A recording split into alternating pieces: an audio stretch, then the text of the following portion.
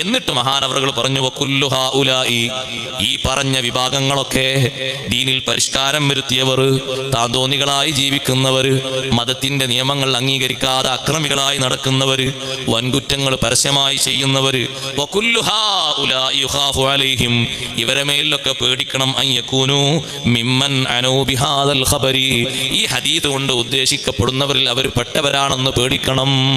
ഏത് ഹദീസ് കൊണ്ട്?